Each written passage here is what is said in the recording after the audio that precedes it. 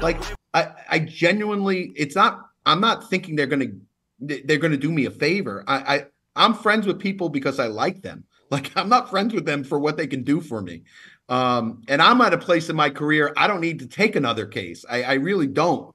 I take cases now because, I sit down with the person, I talk to them, I know that I can help them. And there's some cases I feel like, I look at them and I'm like, man, would you take the Diddy case? If Diddy hits you up and says, hey, listen, I already have like a team of attorneys, but I need you a part of the general counsel that's kind of like guiding these guys. There's so much shit coming, whether it's civil or possible, like, state DAs or whatever trying to look into me. I need somebody like you to help me. Would you do that, or would you be like, hey, listen, this is too messy?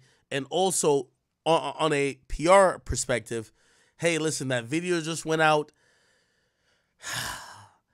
I don't want to be seen as the person that's aligned with the guy that's in that video. Yeah. How do you treat that? So let me start with this. I'm not the attorney on a lot of, I know what I'm good at. I'm not generally good at these sex type cases. And the reason why is because my cross-examination is just, it's not good. If there's a female victim on the stand, my cross-examination is not a cross-examination that goes over well with a jury. You're aggressive. That's what you're trying to like. You're aggressive, and you probably lack the empathy that people want to see. She could be lying out the ass, but if you're just like sinking your teeth into it, it's like, we don't know. Right. In that situation, I'm the fat kid at the buffet that can't stop eating. Right. So that's kind of part one. By the way, hold on. I'm sorry for interrupting. Do you advise, as you say, do you advise that anyone who is accused or in any situation with a sexual, either possible criminal charge or civil charge, that they go with maybe a female attorney to possible mitigate that? To, show some, hey, listen, That's usually the smart thing to do is at least have a female attorney on your team. And I'll just use like Kevin Spacey, for example. Okay. In the Kevin Spacey case, he hired a guy who specialized in those type of sexual cases, and he crushed it. I mean, the guy won every single Kevin Spacey criminal case, and that's because that guy specialized in it. You have to hire people that is what they do. Way to go about it. In my opinion, if you're going to get heart surgery, you go to a doctor that does heart surgery. You don't go to a brain surgeon. So that's my personal opinion. And I've had cases that were like this in my early career. I just prefer not to do them, and that I'm not great at them, and I know what I'm great at, and I stick to what I'm great at. You're an animal. I like that. You're an animal. Bring you in when the fucking state attorney, the DA, is basically saying, hey, you had these drugs, you had this, like, you did this, you shot this person. Right. I like my gun cases, my drug cases. You bring me in on a murder case, you bring me in on a drug case, a trafficking case, all those type of cases. I love. And I flourish on those cases. The sex cases, I'm just not great at. And I don't mind admitting what I'm not great at. It's like, you don't give, John Wick might not be great at a samurai sword. He might be better, with handguns. Hey, Mariano Rivera, one of the greatest closers in baseball history. You don't put him to start. He's a closer. That's all. Okay, That's all. You bring him in after the 7th inning. You don't bring him in to do the first to 6th, right? And he's one of the best ever. But he knew what he was good at. So that's all. That's very interesting. Listen, hey, chat, is there anything else? And I know, by the way, thank you so much. You've been so it's my pleasure.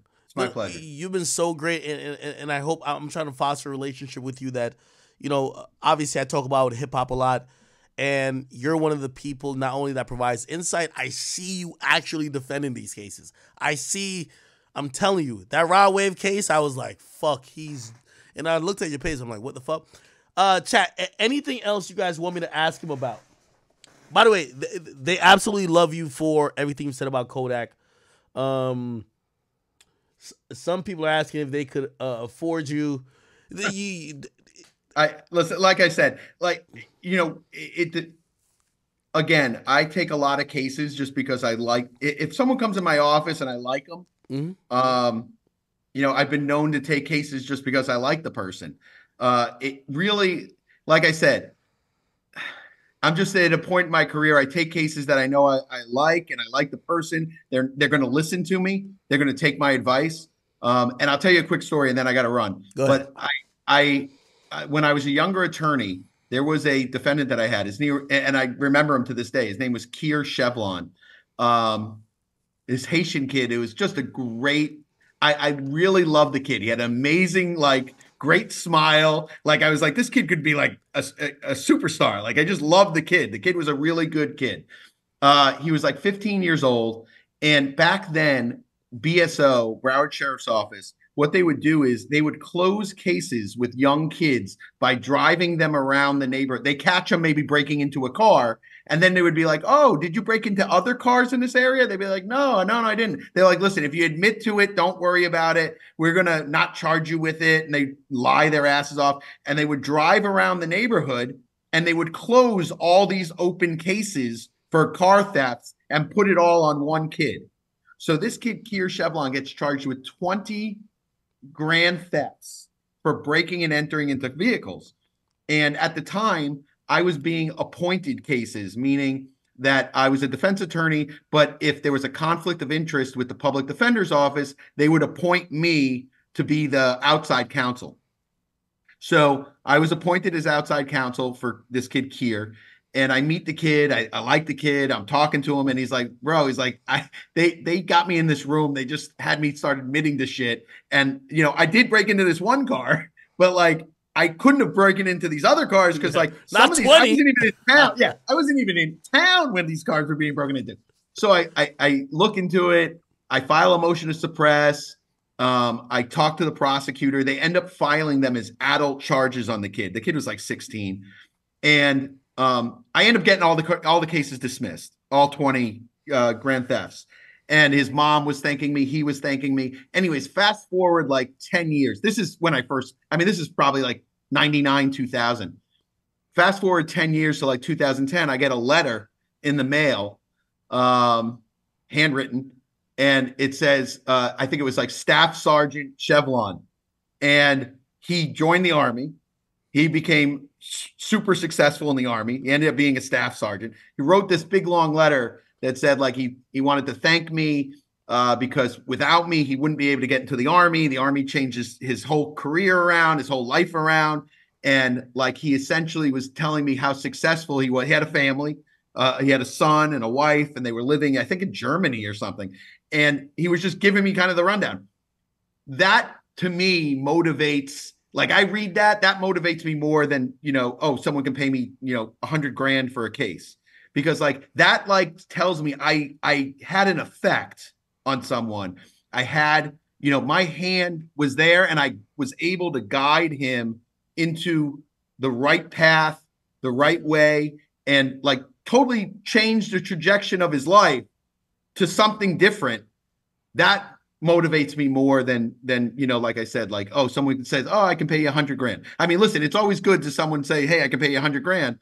But like the fact that someone would listen to me and take my advice and take my mentorship, which I knew him for the next year and a half or 2 years until his family moved away, and did something with it, became successful. That is more fulfilling to me than getting another 100 grand, especially now in my career. Like I'm 53. Like I do this for another couple of years. I'm ready to, do something different, I think. And maybe another 2 or 3 years. And then I'd like to do something different, but I'd still like to be in that mentor role. Like I'd like to be able to, help younger artists or help younger individuals kind of navigate exactly what's going to happen when you hit those, you hit that first $1 million, you hit that next $2 million, the hangers on, the people that are going to come with you that are going to be like, oh, I'll be your security, I'll do this, that. So all those things, I think that's kind of where I would ultimately like to end up, but we'll see. We'll see. Listen, it's been a pleasure.